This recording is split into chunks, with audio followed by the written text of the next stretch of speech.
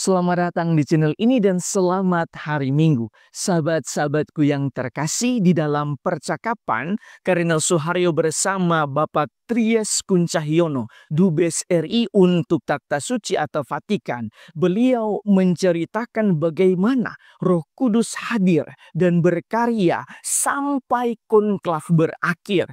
Beliau mengatakan Roh Kudus sungguh-sungguh hadir dan bekerja dalam konklav. Kami semua merasakannya dan itu sulit dibayangkan dengan nalar manusia, apalagi mereka yang bukan Katolik.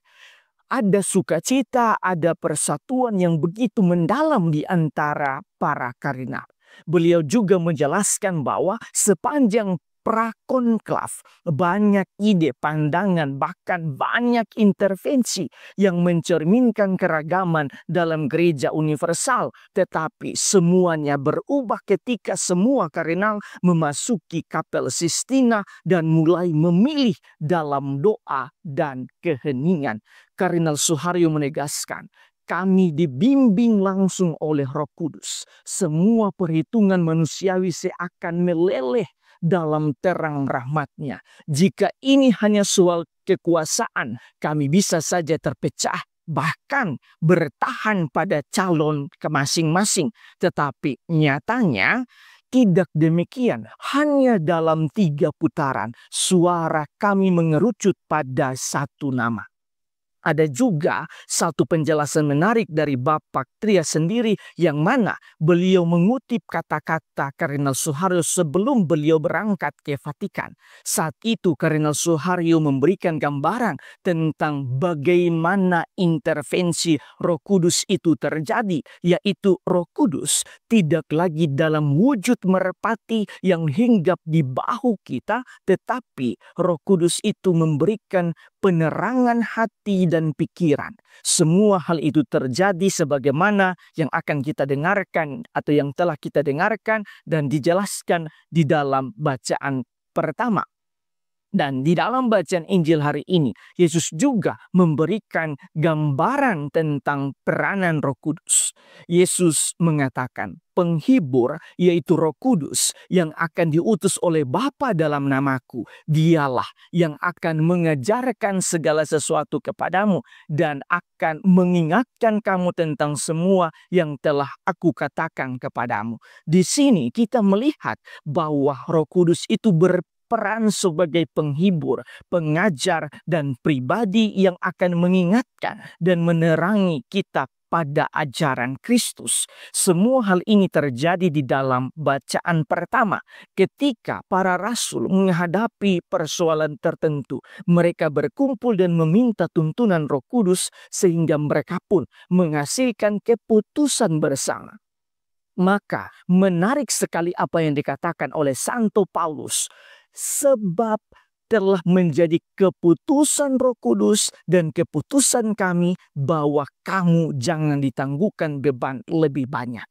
Di dalam bacaan yang kedua juga kita mendengarkan kisah bagaimana Roh Kudus berkuasa atas diri Santo Yohanes sehingga ia mampu mengalami penglihatan tentang kota kudus yang turun dari surga.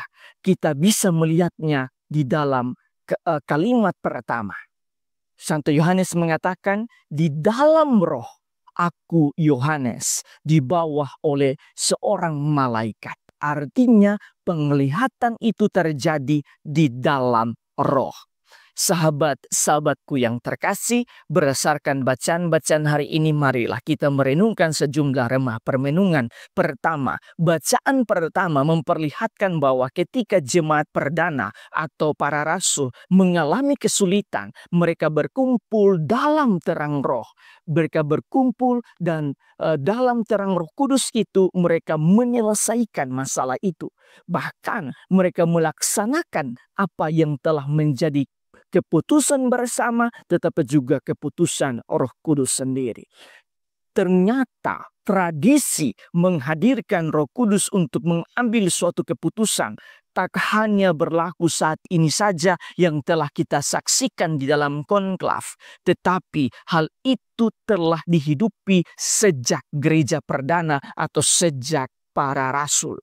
Karena itu, sebagai umat Katolik, kita pun harus menghidupi tradisi menghadirkan Roh Kudus di dalam keluarga kita masing-masing. Misalnya, ketika keluarga menghadapi persoalan atau hendak memutuskan hal yang penting, maka seluruh anggota keluarga atau suami dan istri berkumpul bersama dan dalam terang Roh Kudus atau menghadirkan Roh Kudus untuk mengambil langkah konkret untuk menyelesaikan masalah tersebut atau membuat suatu keputusan penting. Dengan kata lain, sebagai umat beriman, kita melibatkan iman kita, yaitu melibatkan Roh Kudus di dalam memutuskan sebuah keputusan penting. Kedua, di dalam bacaan Injil, Yesus menyebut Roh Kudus dengan sebutan penghibur yang memiliki tugas untuk mengingatkan kita tentang semua ajaran Yesus. Sebutan penghibur hendak mengingatkan kita bahwa Roh Kuduslah yang akan mendampingi dan menghibur kita dikala kita berada dalam pergumulan atau di dalam penderitaan. Roh Kudus jugalah yang turut membina dan mendidik kita agar hidup kita sesuai dengan ajaran Kristus. Oleh karena itu, yang paling penting ialah kita perlu menjadikan Roh Kudus sebagai teman, sebagai sahabat seperjalanan selama persiaran di dunia ini. Kita harus menghadirkan Roh Kudus di dalam setiap momen hidup kita. Ingatlah bahwa di dalam bacaan yang kedua, Santo Yohanes memperlihatkan bahwa di dalam Roh ia mampu melihat keadaan surga. Artinya dengan hidup di dalam dan bersama Roh Kudus, kita pun akan mencapai surga. Tuhan memberkati kita semua.